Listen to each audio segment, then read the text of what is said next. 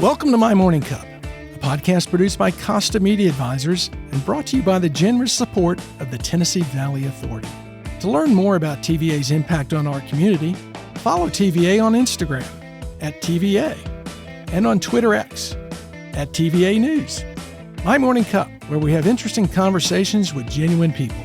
I'm Mike Costa, your host.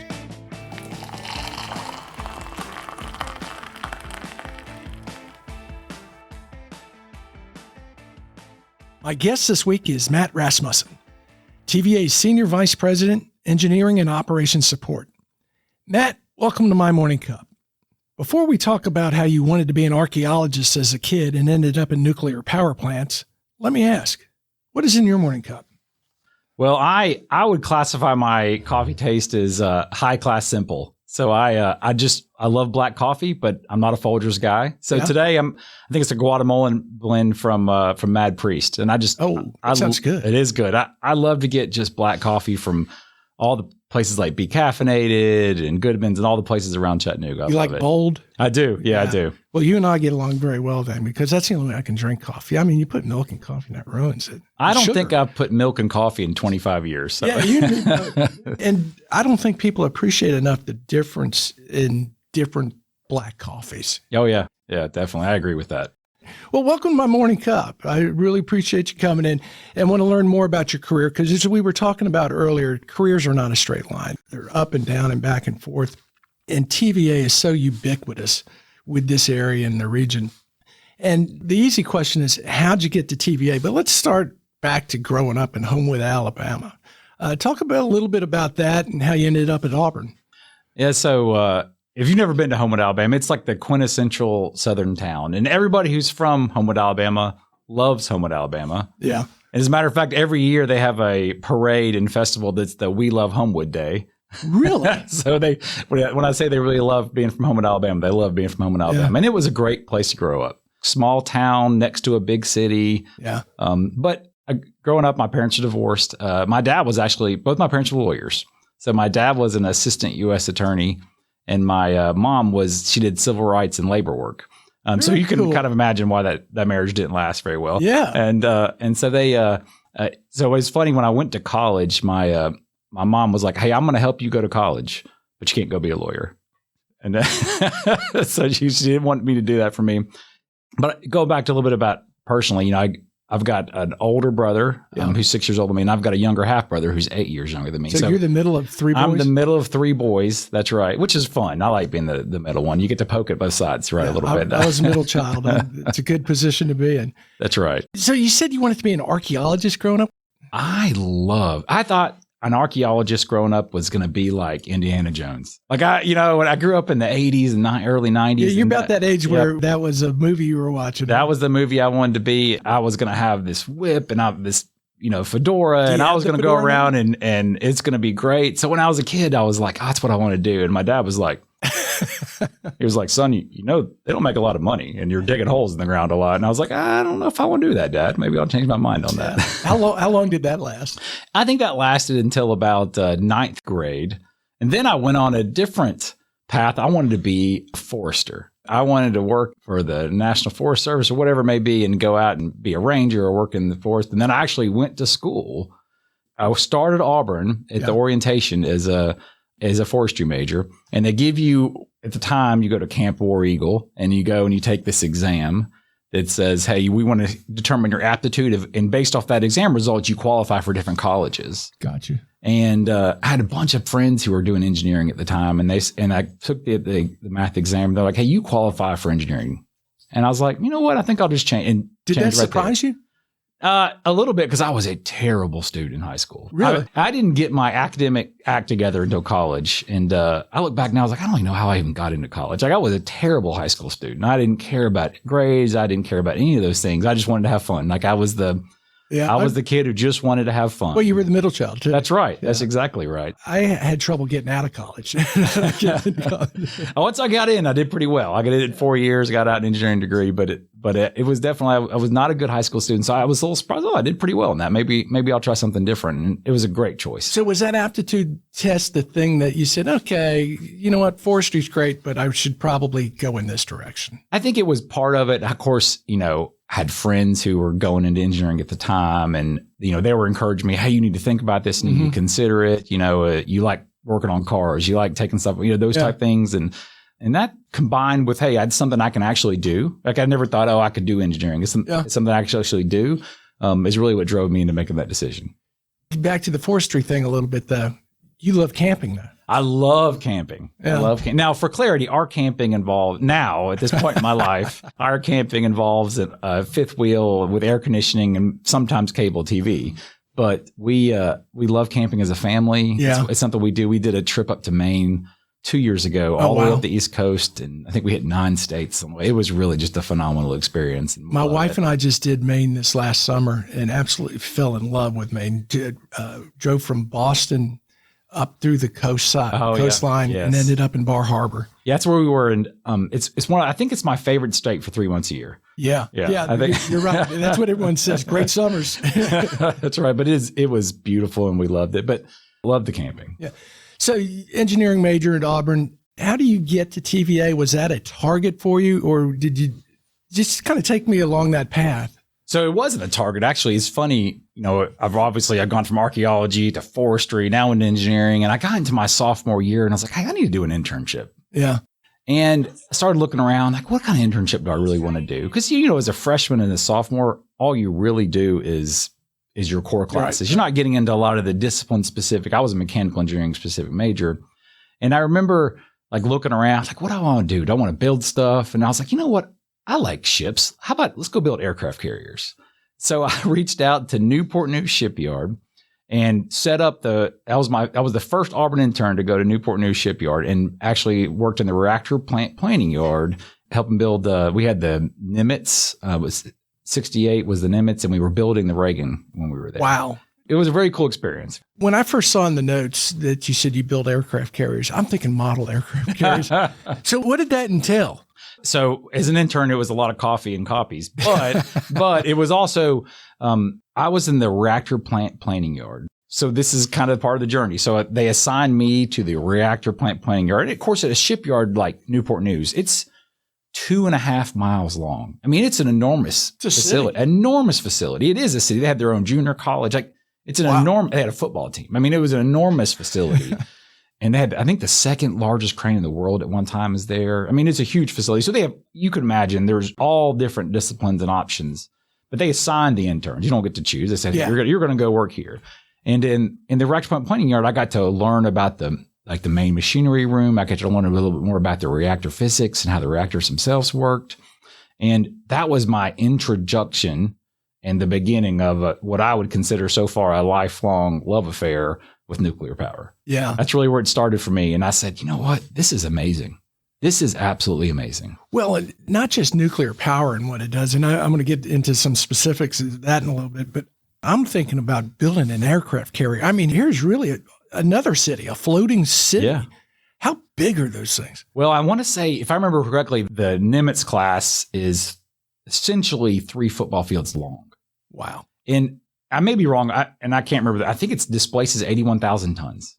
I mean, it's like, it really is. It's a full-blown city, and they build it think about it, like they build it actually modular. They build pieces of it and put it together.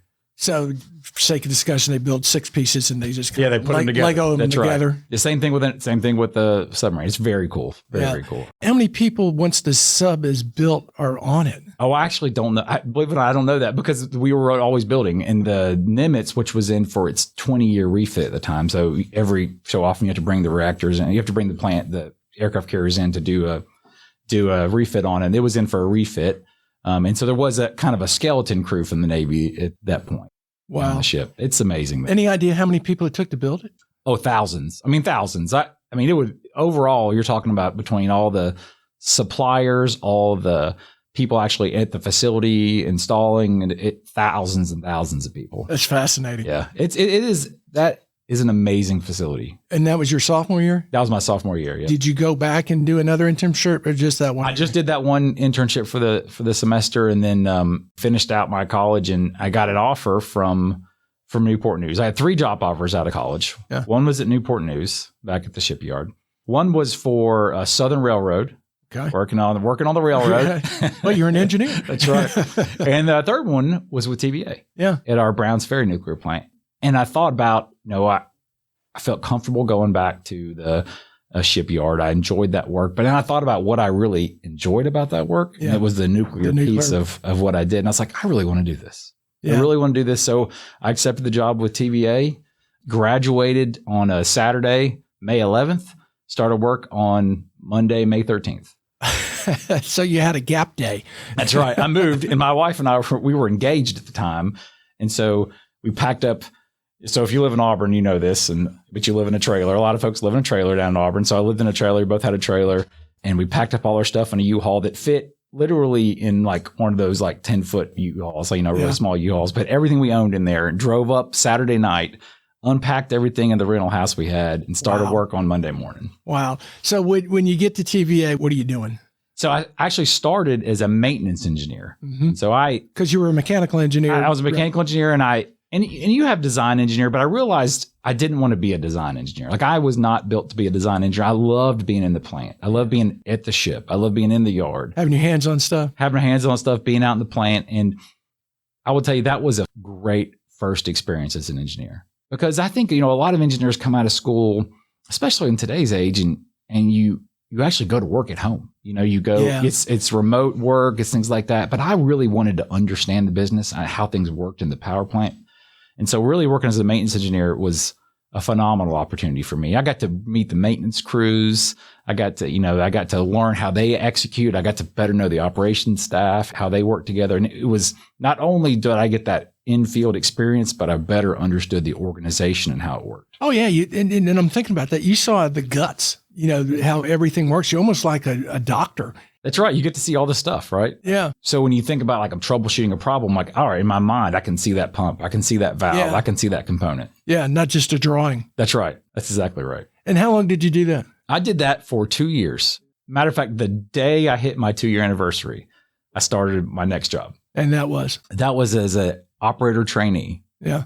And I got about a year into the engineering job, they take you into the simulator, which is a simulator of the control room of the nuclear power plant. Does it look like the Star Trek Enterprise bridge? Way cooler than that. Yeah. Way cooler than that. And it is, and it doesn't look like The Simpsons either. It is, and I walked in that room and I was like, all right, this is what I want to do. Like, I think of the world's coolest Nintendo. I mean, I am the generation that grew up on Atari and Nintendo. Right. Like, I grew up pressing buttons and turning switches and things and looking at a screen. And it was walking in that control room is what changed the trajectory of my career in a lot of ways. Now, do you have to be specially qualified before they'll train you in that position? Or is that something that TVA is looking for, people who great attitude and aptitude that can be trained to be a control room operator? There's actually 2 career paths to be a control room operator, to be a senior reactor operator. So you can you can be something called an instant SRO, senior reactor operator, which is what I was, which is if you meet the minimum educational requirements, you have a degree in engineering or a hard science, you've got a certain number of years, 2 years at a facility. So there's some requirements and then you can go straight into the SRO training program, senior reactor operator training program. Or you can actually start as an assistant unit operator, which that is where we recruit from a very diverse pool.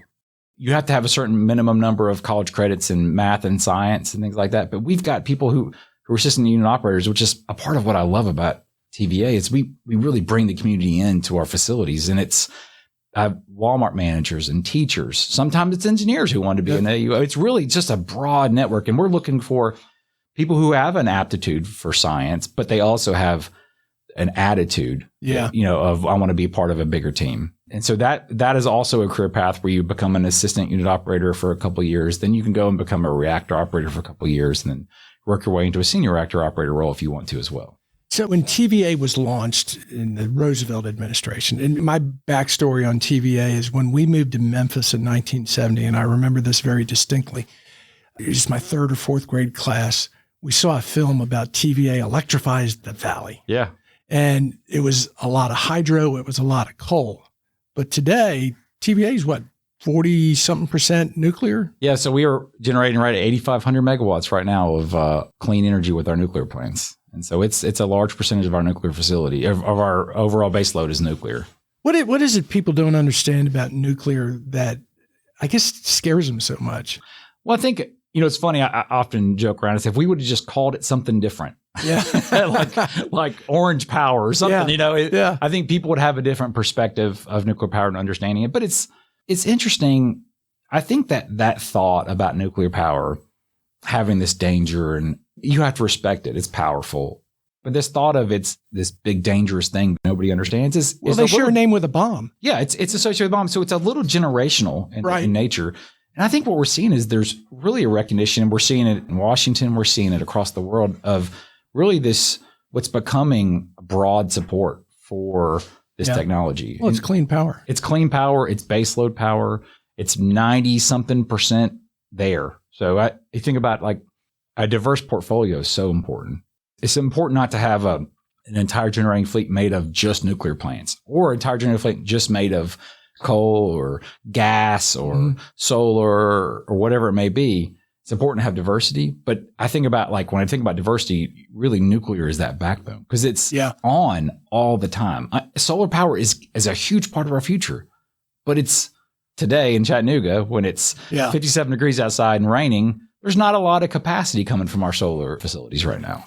And, this brings up another question I always have. And I hear about this, when power gets tight and different companies trading power, Yep. How do you do that? I mean, is there a line that you're sending power to another company? I mean, how does that work? We actually, so you think about TVA in our 7-state region that we serve, we have a number of interconnection points from other utilities that we can bring in power or sell power to, and things like that. And so there's a number of connection points all across those 7-state regions that we bring power in and out of. Again, I'm showing my ignorance. You got to remember, I was a public relations major, so I don't have that aptitude for science as much as others. So in the control room, they hit a switch and the power, instead of going to A, goes to B? No, it's more actually the management of the grid actually occurs at our central kind of switching area, central location where all the grid is operated. It's currently in Chattanooga. We're building a really great facility in Meigs County that's going to be really top notch and bring a lot of extra things to the Tennessee Valley of what we're going to be able to do.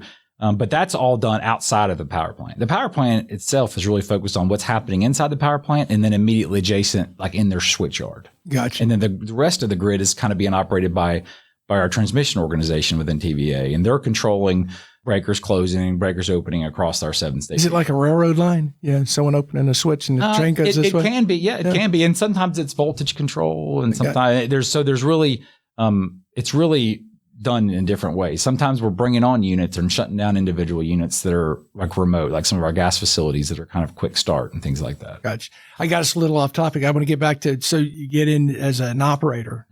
How long you do that, and what do you do next? So I spent 2 years in training. So I think that's something that people don't always really understand, is just the level of competency that we demand of our operators and really all of our nuclear professionals. But you spend 2 years in training to be a senior reactor operator or a reactor operator, 2 full years. That's a long time. And then when you get done with all the training, you take a 2-week test, basically, administered by the Nuclear Regulatory Commission to give you a license. What's a 2-week test consist of? Well, it ends up taking a full 2 weeks, but you do simulator scenarios. You do something called job performance measures, where you go out in the plant and simulate doing things in front of the evaluator from the Nuclear Regulatory Commission. Then you take a written exam, 6-8 hour written exam.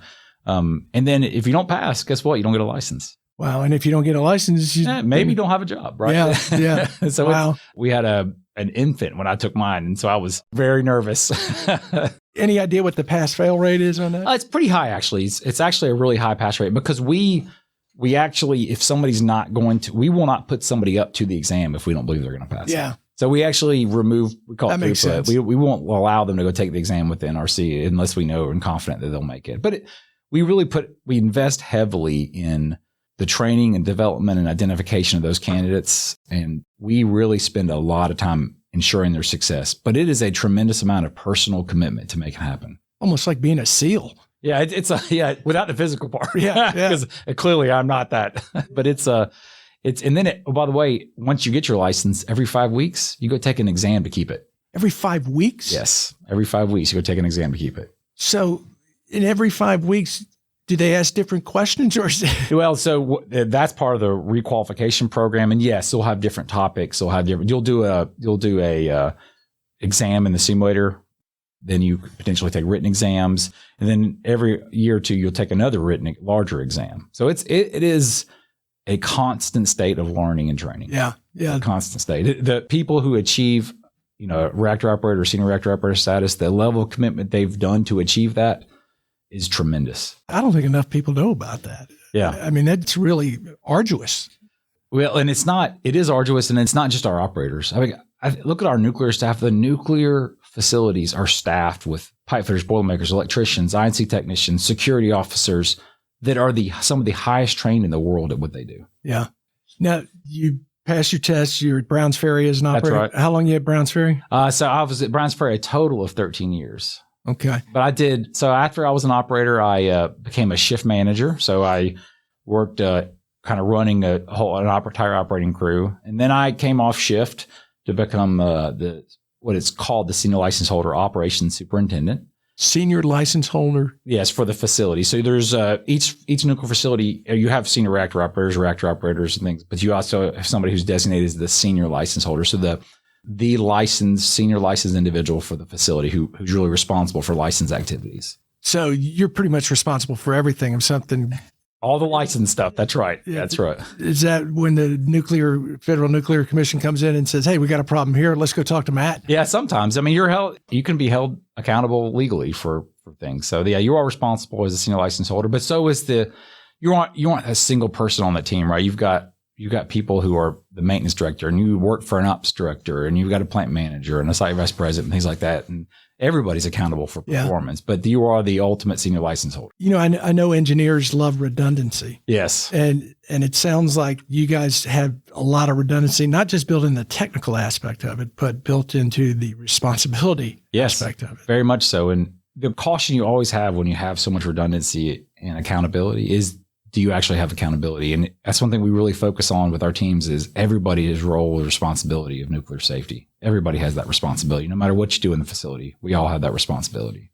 And just listening to you explain it, there's so many jobs that you pretty much, you go and you do your job, you go home, you chill out. But every 5 weeks to be tested on your job, that's just baffling to me.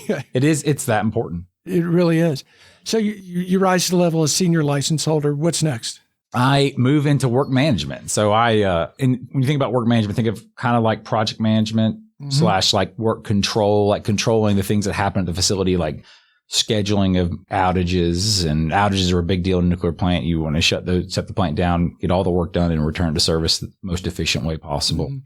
And then went to work management, and then there was the next twist in my career after that. Yeah. so I got a call from our chief nuclear officer at the time. And he said, hey, do you want to go to Sequoia nuclear plant? And I'll preface this was the most important thing I ever did in my career. So I'll just start kind of flavor with that. But he said, hey, we have an opening for a maintenance director. And I was like, we've lived in Madison, Huntsville area for 13 years. My kids are really happy. It's a great area. It's a great area. It's a phenomenal area. Madison, Huntsville, and Chattanooga have so much in common of how they've grown and how they developed and the commitment of the people in that area. We're almost like siblings. We're very similar.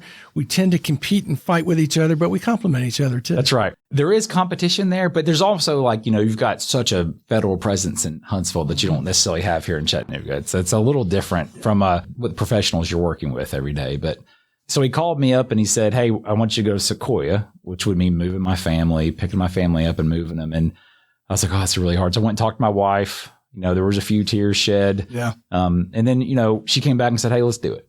How old were your kids at this time? So my daughter was in 4th grade. Middle son was in 2nd grade. And my youngest son was not yet in kindergarten. And that's almost about the last time you can move them, because once they get into that preteen and teen, you really want to keep them stable. So I'd imagine that probably played a little role in it. That's exactly right. We actually had that exact conversation of, look, at some point, we're going to have to move. Yeah. Do we move now? And that's what we did. We picked it up. We moved and bought a house in Saudi Daisy, about 7 minutes from Sequoia, and started our life here in Chattanooga. But I say that was such an important part of my career because I think about starting at Browns Ferry. That's all I knew. I knew that technology. It's a different style plant. It's a different type of plant. Yeah. It's a pressurized water reactor at Sequoia and a boiling water reactor here at Browns Ferry. And so I went from a place where I knew a lot about the plant.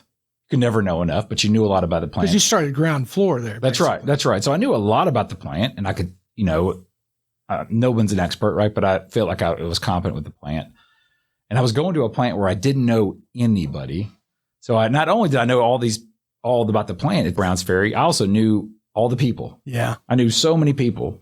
So I went to an environment where I wasn't a technical expert. I didn't know anybody, and it forced me to learn how to lead. Yeah.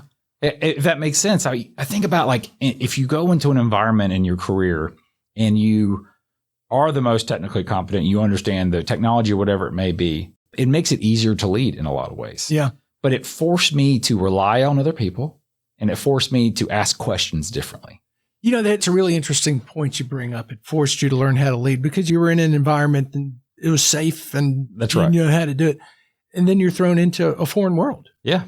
Did you have to change, not necessarily your outlook, but how you talked and listened to people and related with them? Yeah. You always hear the old adage, you always know the answer before the question's asked, right? But Yeah. in an environment where you've grown up largely professionally, there's a natural tendency to do that, right? Oh, I've seen that. I know what the problem is. You really had to listen for understanding. And then you had to ask questions for clarification. Yeah. And that's a skill you have to learn as a leader. And it's not everybody gets that. Yeah. I feel like you have to jump in to solve everything. You got to listen first. It's interesting you said that was the most important twist in your career, because I think there's a lot of people who are wondering how they can grow.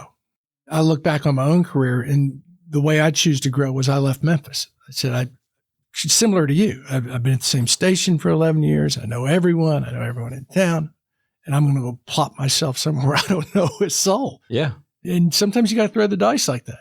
It is risk, right? I mean, I was uprooting my whole family, right? Yeah. I mean, I was like, well, if this doesn't work out, what am I going to do? And you were going to make it work out because you uprooted. That's your right. family. I was like, we're going to make this work no matter what. And it did work, right? I mean, I was successful, became plant manager and site vice president at Sequoia, but it's that decision in a career to take a risk. Yeah.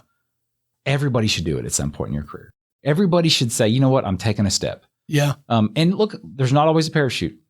No. There's not always a parachute there. And you know what? I call it like a little bit of deep in leadership. Like you kind of just jump in and you figure out how to swim on the way out. Yeah. And that's well, a piece and of I it. don't think people like yourself who go through this give themselves enough credit of those building blocks they have. And you really don't understand and appreciate the experience you have until you do something like that. Yeah. And put yourself at risk and go, okay, that's why I had all these things before. Well, I think about like when I went into license class, even like I was betting on myself because I remember the ops director at the time says, hey, I just want you to know if you don't pass this license class, I don't have a job for you. There's no pressure there. Yeah. So it's almost this idea of you got to bet on yourself. Yeah. You got to bet. And there's timing and there's a little bit of luck associated with it, but you got to be willing to place some bets on yourself. And so many people are unwilling to place a bet on themselves. That's such a good lesson. Yeah. And those bets come in different forms. Oh, they do. But you have to get out of your comfort zone. That's right. Yeah. That's particularly exactly if you're trying to grow your career. So you end up becoming the plant manager at Sequoia. Yep. And how long do you do that? I did that for a couple of years, which I loved. I loved the plant manager. I love the people at Sequoia and getting to know them and better understand them. I've got lifelong friends and acquaintances there. Then I became the site vice president at Sequoia. So in our nuclear business, each nuclear plant has an on-site executive. Gotcha. And that's what the site vice president is. And I was the on-site executive at Sequoia for right around 2 years. And then I got the next call. Yeah. I got the next call, which was the most challenging from a personal standpoint. And it was, hey, Matt, we want you to go back to be the site vice president at Browns Ferry. We'd lived here now for 6 years at the time, 5-6 years at the time. And the CNO at the time said, hey, we want you to go to Browns Ferry, back to Browns Ferry. We help with performance, help with the team. We think you'll be a good fit. And then we had to make a decision as a family is, hey, I've got my daughter's a junior in high school. Yeah. That's a hard My son is in 8th grade. Oh, by the way, we're in the middle of stinking COVID. Oh. Like literally, it was 2020. It was the summer of COVID. Mm-hmm. And so my wife, who's an elementary school librarian here downtown, is like, I don't know we can't move the kids. Yeah. So then I started my journey down at Browns Ferry, where I did what you and I talked about. I commuted. I would leave Monday morning at like 3:30 in the morning, and then I'd come home Friday nights. Yeah, that's hard. How long did you do that? For 2 years, right? 2 years. Yeah. It was tough. My God, it was so rewarding going back to Browns Ferry. I bet. It was an honor to run that station. If you don't know, Browns Ferry is the second largest power plant of all power plants in the entire country. Really? Yeah. Nuclear, non-nuclear, the second largest power plant of all plants in the whole country. I mean, it's 3,900 megawatt facility. It's a huge facility. Yeah, that's a lot of responsibility too. That's right. We were able to achieve an excellence rating while I was there, and I was so proud and honored to lead that group of people. Oh, I bet you were. It was such an honor that really just all the people at all of our nuclear facilities and all of our generator facilities just so committed to the mission. And it was just such an honor to get to Well, you made a pretty big personal sacrifice to do that too, because it's not easy, number one, commuting, and it's not easy being away from your family, but particularly when your kids are in those high school years and your presence is so important in that. And your wife, what a champion. Oh yeah. She was the trooper. Now there was a few days like, it was a 2-hour drive back home, and I was like, you know what, I'm going to come home tonight. Like I could tell from the tone of the voice, and I was like, you know what, I think I need to drive home tonight for the night. Yeah, I'll be home. That's right. I'll bring dinner with me. But she was such a trooper. I mean, she was working full time. Kids were all in school at a very challenging time during COVID and mask wearing and just online learning for a while. It was such a challenging time. And she carried the water during that time. She really did. Yeah. What brought you back to Chattanooga that you're stationed here now? So I got the opportunity to come into this senior VP role downtown. We had Bob Duncan, who was my predecessor, was retiring. And, I've spent 20 something years at a power plant, and I really wanted to get an idea of what it's like to lead a fleet. And so that's really what gave me this opportunity. Explain that, lead a fleet.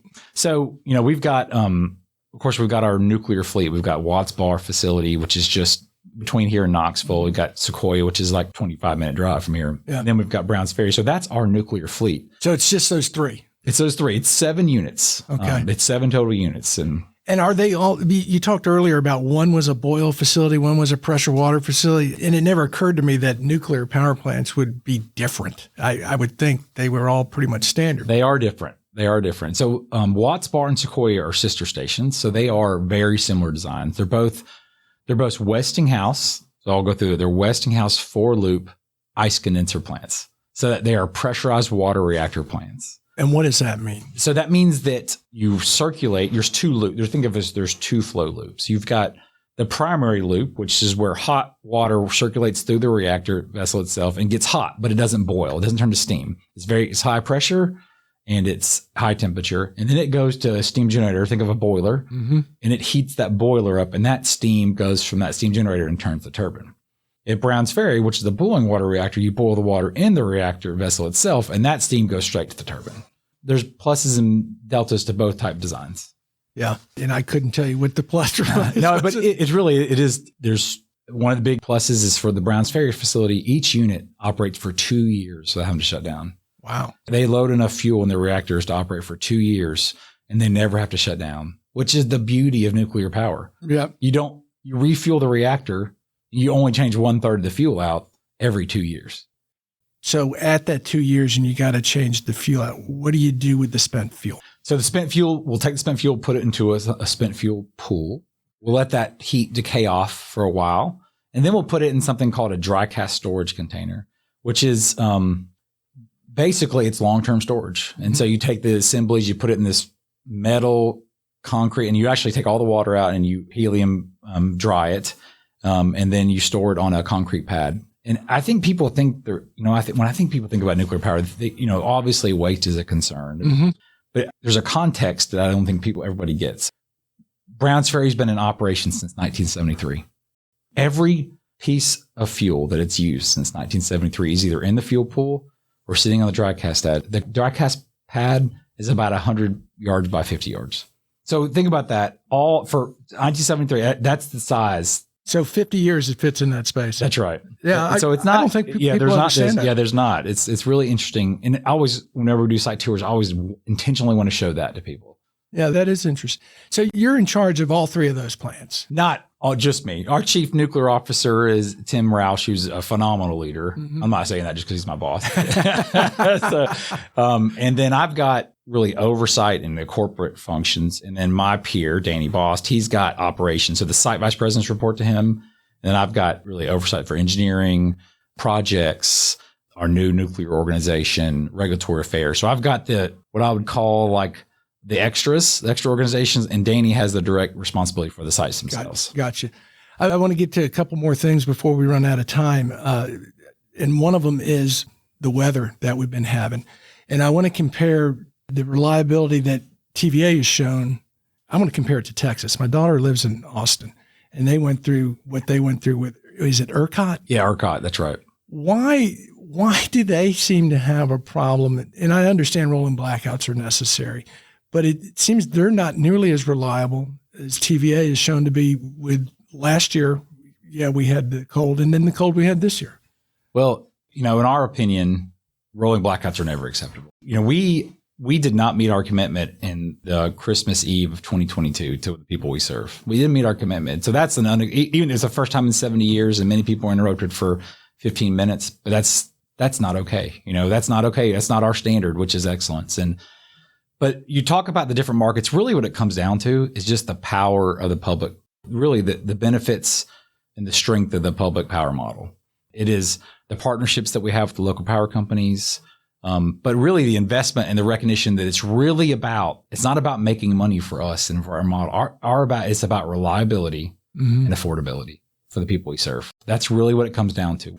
We aren't looking to make profit, right? That's what makes our model so great. Like you think about other companies, like in an open market, at the end of the day, it's really about profit. And our model is really about reliability and affordability because we recognize how important that is to people we serve. Does that go back to how TVA was chartered to electrify the valley and through the federal government? Yes, it really goes back to our mission, which is really, economic development, it's energy, it's an environmental. And you bring up economic development. And to me, that is the piece that I see TVA most active in the business community. We kind of take for granted the power aspect. But when a Volkswagen comes in, you got to have meetings with TVA. Oh, yeah. For the power that they're going to need. Well, look at Blue Oval City up in Western Tennessee. I mean, we're heavily involved. We're building them their own switchyard and power lines to a facility that's going to be a heavy usage. Right. And that's also why we have to bring new generation on to support all this growth. I mean, the growth in Tennessee Valley, and it's one that I always give our economic development folks a hard time. It's like, you're making my job a lot harder because they're doing such a great job of recruiting jobs in the Tennessee Valley. Yeah. Such a great job recruiting people having jobs, not working for TVA. TVA's done nothing but get smaller throughout the years, right? We've gotten more efficient and smaller. But it's really about creating these jobs for people at Volkswagen, at Blue Oval City, you name it, of all the Vocker, there's all these jobs that are getting created. And that's a challenge for us sometimes because now that's new generation that we have to supply. So from a TVA standpoint, sources of power are nuclear. Yep. Hydro. That's right. Coal still. Coal. Yep. We still have a number of coal facilities. And how about solar? Yep. We have solar, and gas. And gas. That's right. And pump storage is a huge piece. It kind of goes into the hydro, but Raccoon Mountain, just west of here, is we didn't even touch on that. That's the coolest thing in the world. It pumps water up the mountain and then back down to generate power. It's essentially a grid scale battery. So think about it. You low demand. Yeah. Or you keep that power plant, that gas plant on, or you use your excess energy to pump water up. And then when it's high demand, you release it down into the generators and turn it on. It is an absolute marvel of engineering. Oh, it really is. And anyone in the Chattanooga area who hasn't been up to Raccoon Mountain and just seen the reservoir up there, it's just incredible. We would love to build another one somewhere. Yeah. It is because it's so valuable. It is the, I would say, most admired assets in the utility industry. Does anyone else have one? Yeah, a lot of people have them. Not all they have that same size and capacity, but a lot of utilities have them. Southern's been trying to build one recently. I think Duke's got one. So there's other utilities who have them, but Raccoon Mountain really is and the work and engineering that goes to maintain and build that facility is just amazing. Yeah, it really is. I got two more questions. Yeah.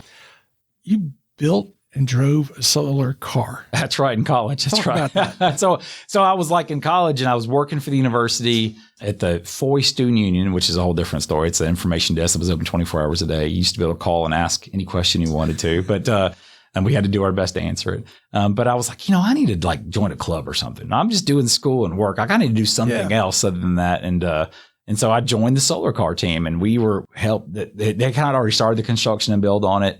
And we finished out the build on it, put in a few competitions. We didn't win any competitions, but it was a really cool experience. How long could it drive until it? Of course, now they've got them. They can drive for hours and hours and hours. Yeah. But at the time, it was like an hour or so that it couldn't go very long. The goal of that design was as light as possible and reliable as possible. Like keep it reliable. All right. Before we get to the last question, I do want to remind our listeners who makes all this possible. And a big thank you to the Tennessee Valley Authority for sponsoring My Morning Cup. Follow TVA on social media to learn more about its multifaceted mission of service, and visit TVA.com/do good here to explore exciting career opportunities at TVA. Just as Matt's been talking about today, it's been a heck of a path. Last question for you. What would you tell your 25-year-old self is really important for a happy life? Stop eating as much Mexican food. It's probably one of them. I will say, to be honest, if I was looking back, I would say enjoy the journey a little bit more. Yeah. Enjoy the journey just a little bit more. Be in the moment. Be in the moment, especially, my kids, and I have my kids are all phenomenal thanks to their mother. And I have great kids, amazing wife, and I have a great relationship with all my kids, but I think about there's stuff I missed out on a little bit that I really wish I wouldn't have missed out on. There were some baseball games and soccer games and some things like that, that I missed out on. And I think I wish I would have done a little bit more to enjoy the journey. Well, and as you're building your career, you think, okay, I got to stay here and do this, when you should really be at that ball game. That's right. That's exactly and right. As we get older, we do look back and go, I really wish I would have. I think everybody's got some of that, right? Because there's always I could have done more. There's this idea of I could have done more. And it's the dad guilt or the mom guilt. And many of us are parents understand that, right?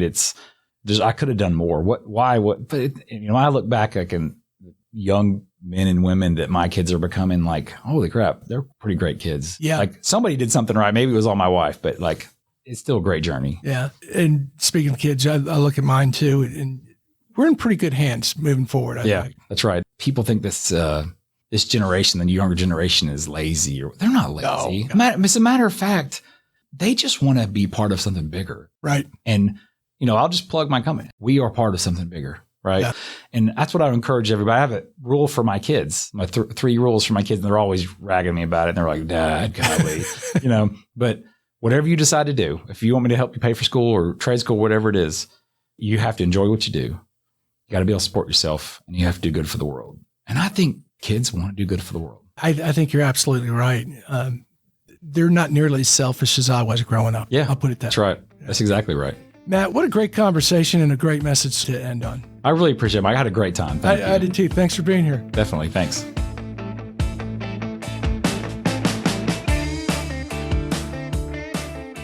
Thanks for listening to My Morning Cup, a podcast by Constant Media Advisors. If you liked this episode, please share it with a friend. I release a new episode each week, so be sure to subscribe on Spotify, Apple, Google, or wherever you listen to podcasts.